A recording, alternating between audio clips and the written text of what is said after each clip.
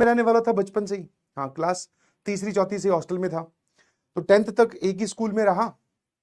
तो हम लोग क्या शाम को टीटी खेला करते थे, और अपने बहुत ही जिगरी दोस्त थे। तो वो जो जिगरी दोस्त है उनको मैंने एक दिन 10th क्लास के एंड की बात है, टेबल टेनिस खेलते वक्त मैंने सुना कि यार तूने वो उस कोचिंग फलानी कोचिंग का फॉर्म भर दिया क्या? मैं कहा यार ये दोस्त है और बता नहीं रहे हैं।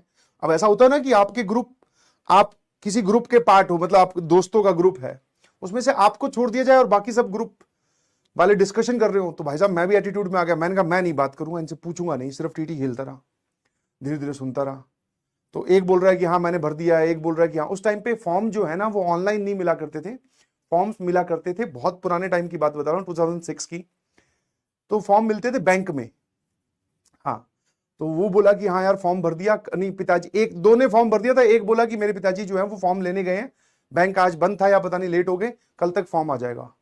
अब भाई मैं एकदम अंदर से तिल मिलाया हुआ, समझते हो ना जो दोस्त बता ही नहीं रहे हैं कि किस चीज का फॉर्म भर दिया। मैं कहा यार ये क्या है।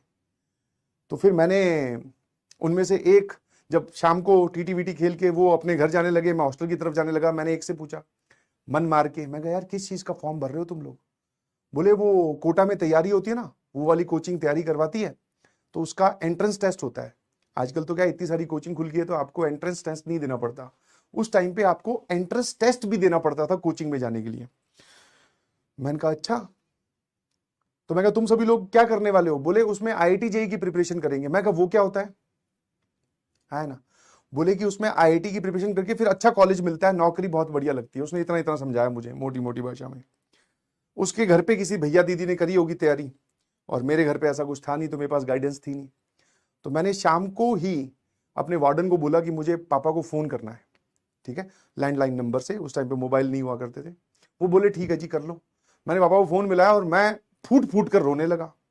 मैं कहा मैं पीछे रह गया, मेरे पास पैसे नहीं है, मैं फॉर्म नहीं भर पा रहा हूं। पिताजी बोले रुक रुक भाई, किस चीज की बात कर रहा है, किसका फॉर्म भरना है, तूने क्या करना है वो तो बता। मैं कहा मैं भी कोटा जाऊंगा और मुझे भी प्रिपरेशन करनी है, मुझे वो फॉर्म भरना है। बोले कहां मिलेगा, कौन ला के देगा? मैं कहा मुझे नहीं पता, बैंक में मिलता है शायद, और उसमें पैसे भी लगते हैं, शायद 600 रुपए का फॉर्म था उस वक्त। पापा बोले तू टेंशन ना ले, मैं आता हूँ। अगले दिन पिताजी आए, फॉर्म लेके आए बैंक से, मुझसे भरवाया, वो सबमिट किया।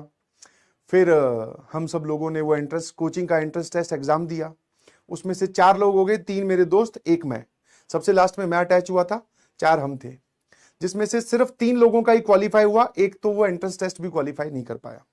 फिर 3 में से कोटा जाने की बारी आई, जब एक और उसमें से मना कर गया, बचे हम 2। मना क्यों कर गया? बोले घर से दूर नहीं रह सकता मैं।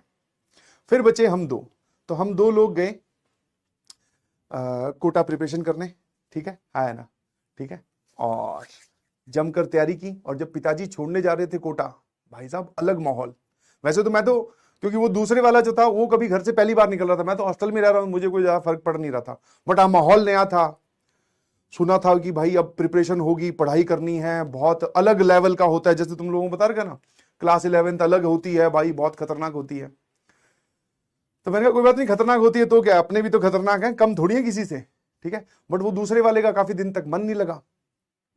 जो दूसरा दोस्त था ना, उसका घर से होम सिकनेस जिसको बोलते हैं, उसको घर की याद आती थी। और मेरे फायदा ये हुआ कि मैं तो बचपन से ही हॉस्टल में रह रहा था, तो अपने को ज्यादा नुकसान हुआ नहीं।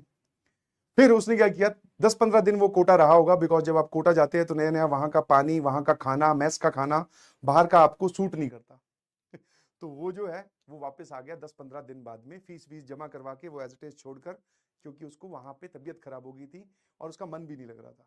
बचा अकेला कोटा में मैं। समझ पा रहे हो?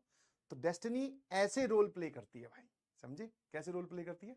ऐसे रोल प्ले करती है ना, कि डिस्कशन कहीं और हो रहा था, वो लोग ही फॉर्म भर रहे थे, मैंने चुपके से सुना, मैंने फॉर्म भरा, मैं कोटा पहुंच गया। ठीक है, समझे कि नहीं समझे? बस, ठीक है। ब्लैक चश्मा सुंदर लग रहा है ना ये?